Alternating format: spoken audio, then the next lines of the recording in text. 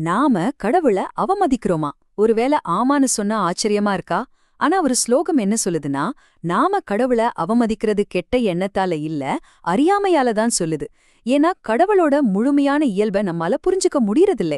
வாங்க இந்த சுவாரஸ்யமான கருத்தை பத்தி கொஞ்சம் ஆழமா பார்க்கலாம். இப்போ முக்கியமான கேள்வி இதுதான். ஒரு விஷயத்த பத்தி முழுசா தெரியாம நாம எப்படிங்க அவரை அவமதிக்க முடியும்? இது ஒரு பெரிய புதிர் மாதிரி இருக்கு இல்லையா? வாங்க இதுக்கு என்ன பதில்னு நாம சேர்ந்து தேடலாம். இந்த குழப்பத்துக்கான ஆணிவேர் எங்க இருக்குன்னு பாத்தீங்கன்னா, கடவுளுக்கு 2 இயல்புகள் இருக்கு. ஒன்னு மாயைன்னு சொல்ற தாழ்ந்த இயல்பு, அதாவது நம்ம கண்ணுக்கு தெரியிற இந்த உலகம், பொருட்கள் எல்லாமே அதுதான். இன்னொன்னு பிரம்மம்னு சொல்ற உயர்ந்த இயல்பு. இது கண்ணுக்கு தெரியாத ஒரு தூய உணர்வு நிலை. நாம இந்த மாயால சிக்கிக்கிட்டு அந்த உயர்ந்த இயல்பான பிரம்மத்தை உணராத போதுதான் கடவுளை தப்பாவே புரிஞ்சுக்கிறோம். சரி, இந்த அரைக்குறை புரிதல் எப்படியெல்லாம் வெளிப்படுது? கடவுளை அறியாமையால அவமதிக்கிற 5 வகையான மக்களை பத்தி இப்ப நாம பார்க்க போறோம். ஒருவேளை நம்மளையே கூட இதுல ஒரு வகையில பொருத்தி பார்க்க முடியலாம். அந்த 5 வகை மக்கள் இவங்கதான்: நம்பிக்கையற்றவர், குருட்டு பக்தர், மதவாதி, அடிப்படைவாதி, அப்புறம் மூட நம்பிக்கையாளர். இப்போ ஒவ்வொருத்தர பத்தியும் கொஞ்சம் விரிவா பாப்போம் வாங்க. முதல்ல நம்பிக்கையற்றவர்கள். இவங்கள பொறுத்த வரைக்கும் இவ்ளோ பெரிய ஒரு ஒழுங்கா இயங்குற இந்த உலகம் அதுவா தற்செயலா உருவாயிடுச்சாம். இத உருவாக்குன ஒருத்தருக்கு எந்த பெருமையும் கொடுக்க இவங்க தயாரில்ல. இது எப்படின்னா, ஒரு நல்ல விருந்த ரசிச்சு சாப்பிட்டுட்டு அத சமைச்ச ஆளே இல்லேன்னு சொல்ற மாதிரி இருக்கு இல்லையா? படைப்ப அனுபவிச்சுக்கிட்டே படைப்பாளரை மறுக்கிறது அவரை அவமதிக்கிற செயல்தானே. 2வது வகை யாருன்னா குருட்டு பக்தர்கள். இவங்களுக்கு கடவுள் நம்பிக்கை இருக்கு, ஆனா அது ஒரு மாதிரி கண்டிஷனல் நம்பிக்கை. வேண்டுதல் நிறைவேறனா கடவுள் கிரேட், நடக்கலேனா கடவுளை திட்டுவாங்க. இது பக்தி மாதிரியா இருக்கு? இல்ல ஒரு வியாபார ஒப்பந்தம் மாதிரி இருக்கு. கடவுளோட செயல்பாட்டை இப்படி சுருக்கிறது அவரை அவமதிக்கிற மாதிரி தான். 3வதா மதவாதிகள். இவங்க என்ன செய்றாங்கன்னா, எல்லையில்லாத கடவுள ஒரு குறிப்பிட்ட பெயர், ஒரு குறிப்பிட்ட உருவத்துக்குள்ள அடக்க பாக்குறாங்க. இது கடல் மாதிரி இருக்கிற ஒரு விஷயத்த ஒரு சின்ன டம்ளருக்குள்ள அடக்க முயற்சி பண்ற மாதிரி. இப்படி கடவுளோட எல்லையற்ற தன்மைய மறுக்கிறது அவரோட முழுமையான சக்திய அவமதிக்கிற ஒரு செயல். 4வது வகை அடிப்படைவாதிகள். இவங்க சொல்றது என்னன்னா, ஏன் கடவுள் தான் ஒசத்தி, மத்ததெல்லாம் பொய் அப்படின்னு சொல்லுவாங்க. இப்படி சொல்லி மத்த மதங்களோட கடவுள்களை இழிவுபடுத்துவாங்க. ஆனா உண்மை என்ன?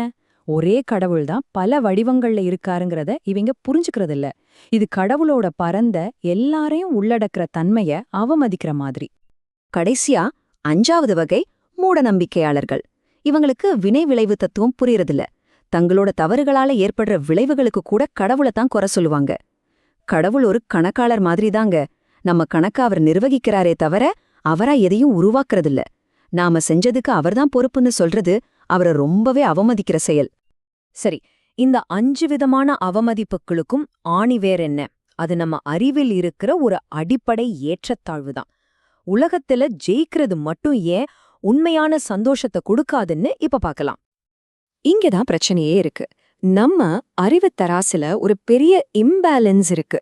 ஒரு பக்கம் உலகியல் அறிவு, அதாவது பிசிக்ஸ், கெமிஸ்ட்ரின்னு நம்ம வாழ்க்கைய வசதியா மாத்துற அறிவு 90% இருக்கு. ஆனா இன்னொரு பக்கம் உண்மையான மன அமைதிக்கு தேவையான ஆன்மீக அறிவோ வெறும் 10% தான். இந்த பெரிய இடைவெளிதான் எல்லா குழப்பத்துக்கும் காரணம். இது கேட்க கொஞ்சம் முரணா இருக்கலாம், ஆனா ஒரு சக்தி வாய்ந்த கருத்து என்ன சொல்லுதுன்னா, நம்மளோட உலகியல் அறிவு தான் நம்ம மகிழ்ச்சிக்கும் நமக்கும் நடுவுல ஒரு தடையா நிக்குதா. பொருள் சார்ந்த அறிவு மேல நாம வச்சிருக்கிற அதிக கவனம் உண்மையான ஆனந்தத்தை அடைய விடாம தடுக்குது. நாம இங்க ஒரு விஷயத்த தெளிவா புரிஞ்சுக்கணும். பிரச்சனை நமக்கு நிறைய விஷயம் தெரிஞ்சதுல இல்ல, நமக்கு தெரிஞ்சதெல்லாம் முழுமையான தகவல் இல்லைங்கிறது தான். கடவுளை பத்தியும் இந்த படைப்பை பத்தியும் சரியான ஆன்மீக அறிவு இல்லாம உலகியல் அறிவை மட்டும் நம்ம எவ்வளவுதான் சேர்த்தாலும் அது ஒரு கட்டத்துல வீணான முயற்சி தான்.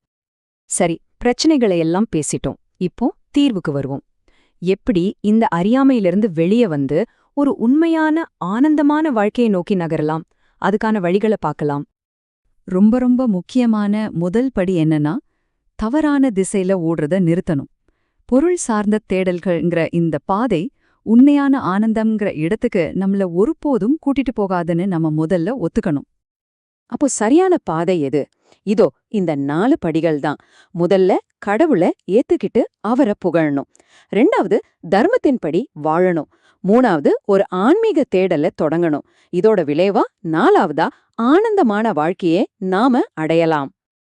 இந்த முழு பகுதியிலிருந்தும் நாம எடுத்துக்க வேண்டிய முக்கியமான ஒரு விஷயம்னா அது இதுதான். நம்ம பாதையை சரி செஞ்சு உண்மையான முன்னேற்றத்தை அடையணும்னா அதுக்கு ஒரே வழி கடவுளை புகழ்றதுதான். அந்த முதல் படியை நாம எடுக்காத வரைக்கும் சந்தோஷத்துக்காக நாம போடுற மத்த எல்லா முயற்சிகளும் வீண்தான். கடைசியா இந்த ஒரு கேள்வி உங்களுக்காக.